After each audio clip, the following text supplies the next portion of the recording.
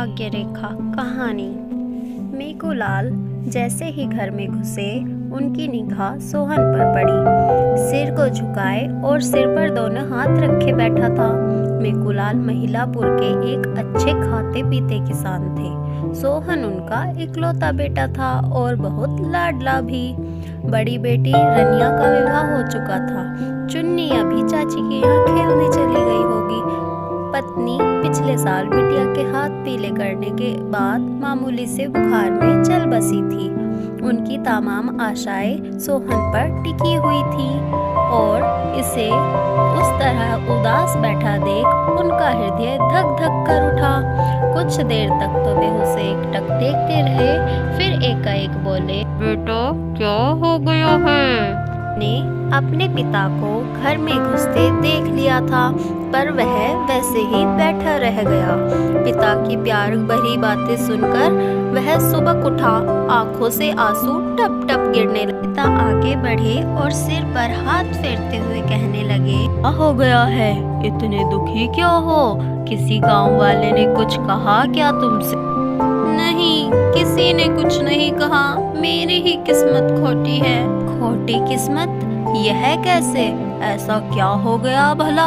की आंखों में फिर से आंसू भर आए और वह बोला, मैं कई दिनों से रोज शहर दौड़ रहा हूँ, लेकिन कोई काम नहीं बना।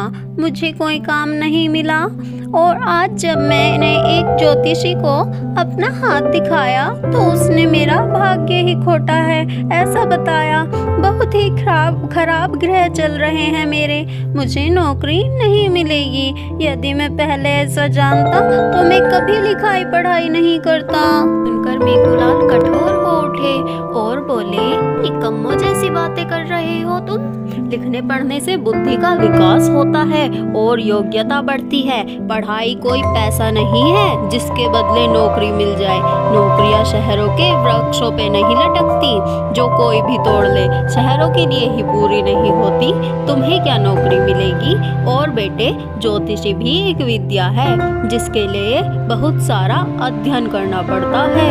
सड़क के किनारे बैठने वाले अधकचरे लोग तो परेशान लोगों की परेशानी का लाभ उठाते हैं। वे सहज ही कह देते हैं कि ग्रह ठीक नहीं है।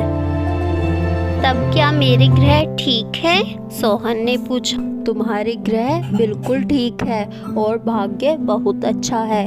तुम्हारे बचपन में ही मैं एक बहुत बड़े विद्वान से मिला था और उनसे तुम्हारे भाग्य के विषय में पूछा। उन्होंने बताया था कि तुम्हारे जीवन में एक बार भटकाव आएगा। तुम गांव छोड़कर शहर जाना चाहोगे, लेकिन निराशा मिलने पर तुम्हें सद्बुद्धि आ जाएगी।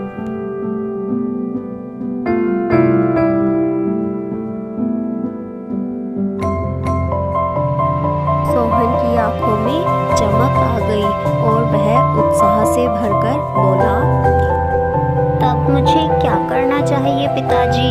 क्या मुझे नौकरी का ख्याल बिल्कुल छोड़ देना चाहिए? पिताजी ने कहा, बेटे, नौकरी चाकरी में हमेशा दूसरों का मुंह ताकना पड़ता है। अक्सर झूठी तारीफ और खुशामद करनी पड़ती है। एक बंधी हुई रकम के लिए अपना भविष्य गिरवी रख देना कोई बुद्धिमानी की बात नहीं है।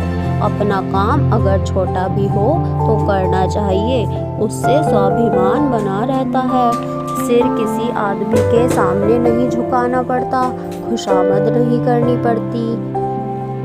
पूंजी है श्रम, मेहनत से छोटे काम को भी बढ़ाया जा सकता है। थोड़े पैसे वाले आदमी भी करोड़पति बने हैं। हमारे खेतों की मिट्टी बहुत अच्छी है। इसमें गिरने वाली पसीने की हर बूंद सोना उगलेगी।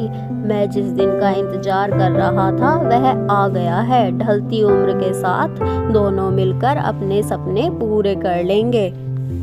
और सचमुच हुआ भी ऐसा ही।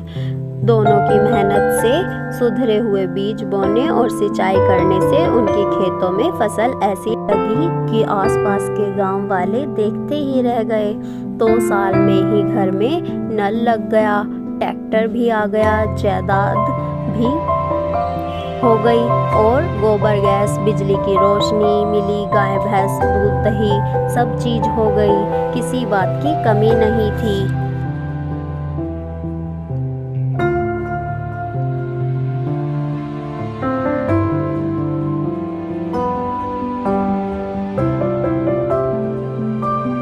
फसलें पैदा करने का सरकार से पुरस्कार मिला, 2 मंजिला पक्का मकान बन गया। सोहन का विवाह बड़ी धूमधाम के साथ हुआ। दुल्हन सुंदर, सुशील और पढ़ी लिखी, सचमुच ही जैसे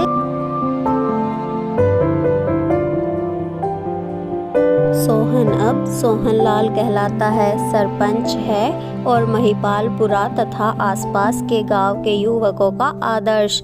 कभी वह सोचता है मेहनत क्या नहीं कर सकती। एक दिन था जब वह नौकरी के लिए शहर के चक्कर लगाता था और आज 8 नौकर उसके यहाँ काम करते हैं।